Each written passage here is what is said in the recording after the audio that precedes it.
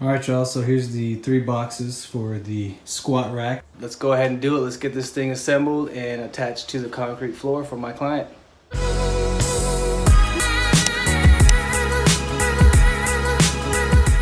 We're gonna go ahead and unbox all these items here. Okay, then I highly suggest putting some type of padding down. You know, if it's a black metal finish or whatnot, you don't want to scratch it up. Basically, I squared up the padding for him. These 2 mats should hold the squat rack here.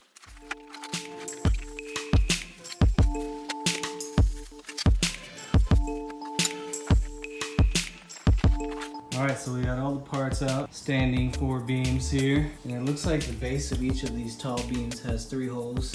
But yeah, these guys are pretty tall here. I think 7 feet tall. And then we got all the parts laid out here for the instructions. I can grab them. I see them all readily. Got all the hardware here, the bolts and nuts and pins.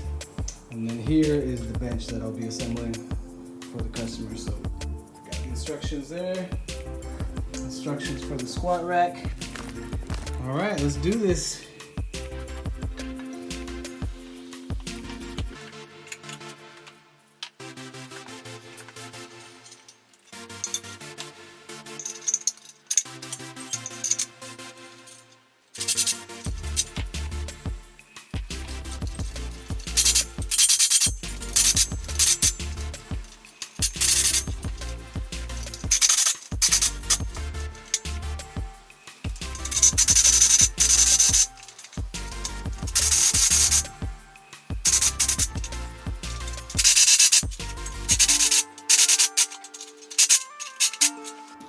Okay, so I got the top side done and the bottom side of the right side of the squat rack.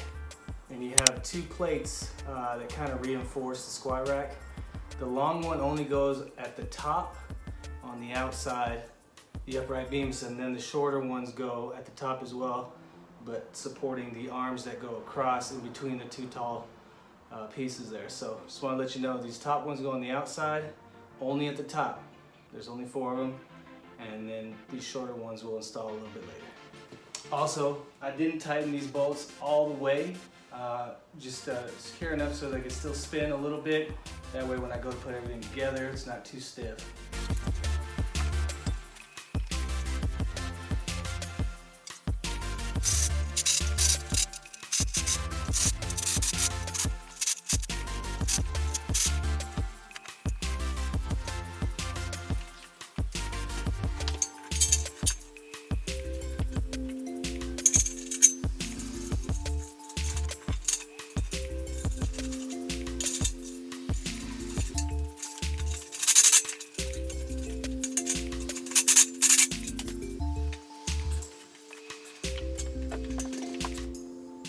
Okay, so we got that front bar tightened down, and now I'm gonna go ahead and work on the back bar. Remember, you have these 2 braces, the shorter ones that go across right here. They go lateral, basically on the outside of where the bars come in between the 2 tall racks, or the 2 tall sets there. So put those on the outside.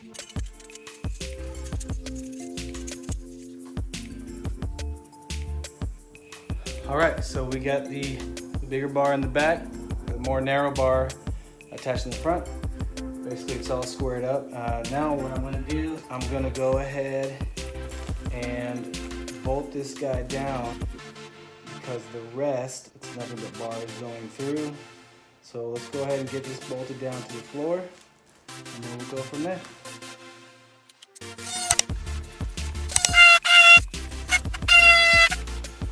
All right, y'all, so this concrete is pretty rugged.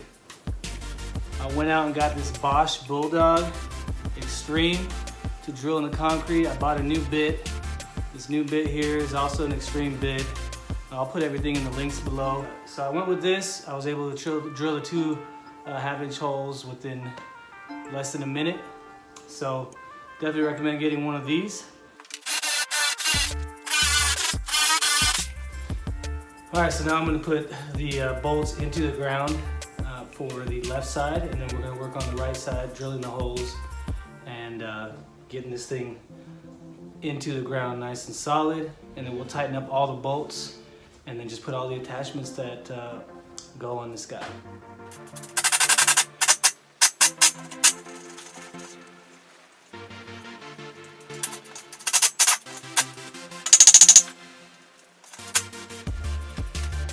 Okay, so we're going to attach all the bolts at the top there to kind of strengthen up the whole unit, and then we're going to go ahead and add all the attachments and then assemble the bench, and we'll be good to go. I hope the lighting's okay. I just had to get some because it got very dark and stormy, and this little clubhouse or shed out here doesn't have any lights, so I'm going to go ahead and continue.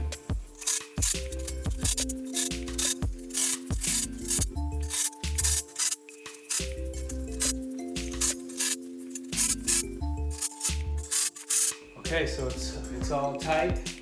It moves a little bit only because we put the entire rack on top of padding or mat, exercise mat. So that gives a little give, but it's in concrete. It's nice and sturdy. This way, it's definitely not going anywhere, back and forth, but side to side, it gives a little bit. It's nice and secure. Now we're just gonna add all the attachments and go from there.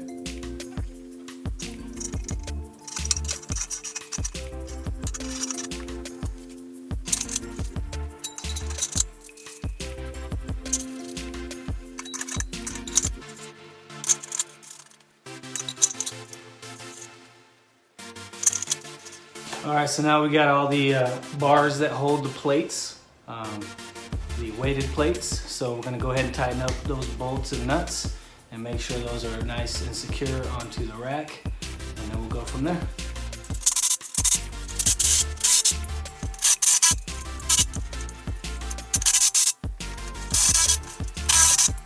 All right, we got all those tightened up. They're ready for the plates to be put on there. Customer said he wanted to do that. The only thing left now is for the squat bar attachments.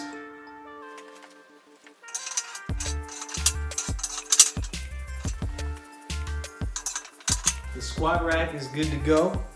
Now I'm going to assemble, he bought a bench just for, I guess, bench pressing and whatnot. So we're gonna go ahead and assemble that bench and put it in its place and go from there.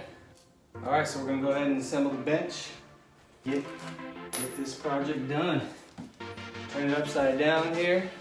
Hopefully y'all can see it. We're gonna go ahead and get the legs assembled, and it looks like we're gonna attach this last because we need to put some bolts through this main bar area that holds the bench. So I'm gonna get these legs assembled first.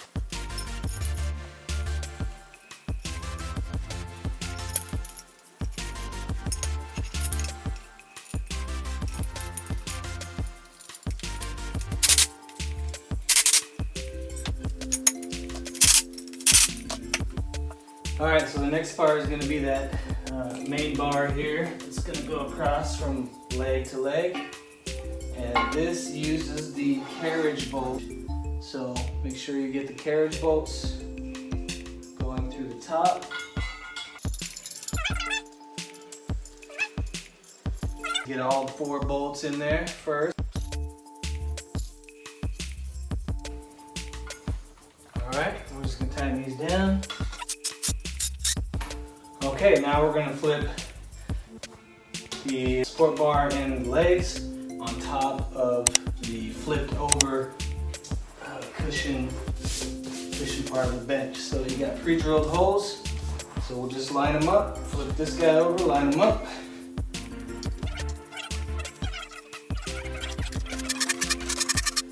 All right, the bench is complete.